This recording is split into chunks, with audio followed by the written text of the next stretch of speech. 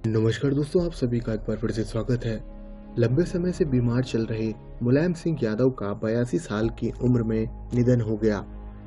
वे हरियाणा के मेदांता अस्पताल गुरुग्राम में एडमिट थे। अपने 55 साल राजनीतिक सत्ता में रहकर उन्होंने 8 बार विधायक, 7 बार सांसद और 1 बार एमएलए का पद संभाला था। मुलायम सिंह यादव देश के सबसे बड़े राज्य यूपी के 3 बार मुख्यमंत्री बने और 1 बार उन्होंने केंद्रीय रक्षा मंत्री का पद भी संभाला। मुलायम सिंह यादव हमेशा से ही अपने कड़े फैसलों को लेने के लिए जाने जाते थे और ऐसा ही फैसला उन्होंने राम मंदिर आंदोलन के दौरान लिया, जिसमें लगभग 20 से 25 कार सेवक गोलीबारी का शिकार हो गए और सैकड़ों लोग घायल हो गए, जिसके बाद मुलायम सिंह यादव की छवि खराब होने लगी और वे चुनाव हार गए। यहाँ तक कि विरोधियों ने उनका नाम मुलायम सिंह से मुल्ला मुलायम रख दिया था। यह घटना आज से लगभग 32 साल पहले की है। इस समय केंद्र में कांग्रेस की सरकार थी।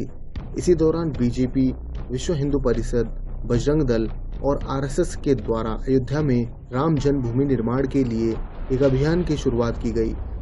बाबरी मस्जिद का विवाद भी अपने चरम पर था। इसी बाबरी मस्जिद को तोड़कर यहाँ पर राम मंदिर बनाने के लिए एक कार सेवक दल का गठन किया गया और आंदोलन शुरू हो गया था। इस दल के मेन लीडर लाल कृष्ण आडवाणी, उमा भारती, अशोक सिंघल जैसे बड़े बड़े नेता थे। उस समय केंद्र में कांग्रेस की सरकार थी और उत्तर प्रदेश के मुख्यमंत्री के पद पर मुलायम सिंह यादव थे। उन्होंने इस दौरान बयान भी दे दिया कि बाबरी मस्जिद पर कोई परिंदा भी पर नहीं मार सकता, तो फिर विद्रोह होना तो तय था। फिर तारीख आई 30 अक्टूबर 1990। हजारों लाखों की तादाद में कार सेवकों की भारी भीड़ सरयू नदी के पुल से होते हुई हनुमानगढ़ी की ओर कूच कर रही थी। पुलिस और अर्धसैनिक बलों द्वारा बैरिकेडिंग कर दी गई ताकि कोई बड़ी परेशानी खड़ी न हो जाए। इसके बावजूद भी भीड़ इतनी ज्यादा हो गई कि भीड़ को काबू करना मुश्किल हो गया था। बाबरी मस्जिद के पास 1.5 किलोमीटर के इलाके में हाई अलर्ट पर पुलिस बल को तैनात किया गया था। बेकाबू भीड़ ने पुलिस बैरिकेडिंग को तोड़ डाला और मस्जिद की ओर बढ़ने लगे।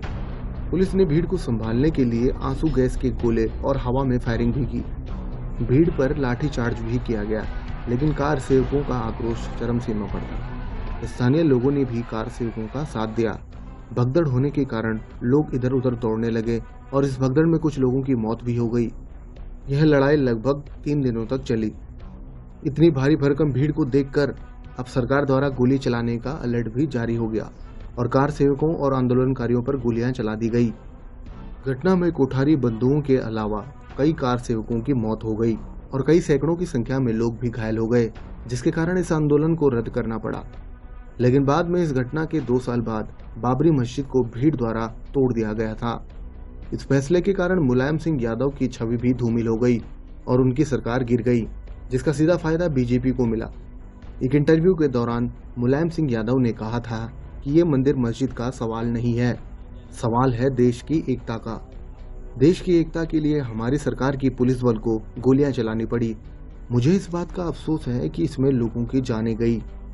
एक अन्य मीडिया रिपोर्ट के मुताबिक उन्होंने 2017 में अपने जन्मदिन के मौके पर कहा था कि देश की एकता के लिए और भी मारने पड़ते तो सुरक्षा बल मारते। इसके बाद भी राम मंदिर और बाबरी मस्जिद का मामला लंबे समय तक चलता रहा। आखिरकार 9 नवंबर 2019 को सुप्रीम कोर्ट ने विवादित जमीन को ट्रस्ट को सौंपने का फैसला सुनाया। बाद में भारत सरकार ने फरवरी 2020 में श्री राम जन्मभूमि तीर्थ क्षेत्र ट्रस्ट का गठन किया और अब अयोध्या में राम मंदिर का निर्माण तेजी से चल रहा है। तो दोस्तों, उम्मीद है यह जानकारी आपको पसंद आई होगी। लाइक, शेयर और सब्सक्राइब करना ना भूलें।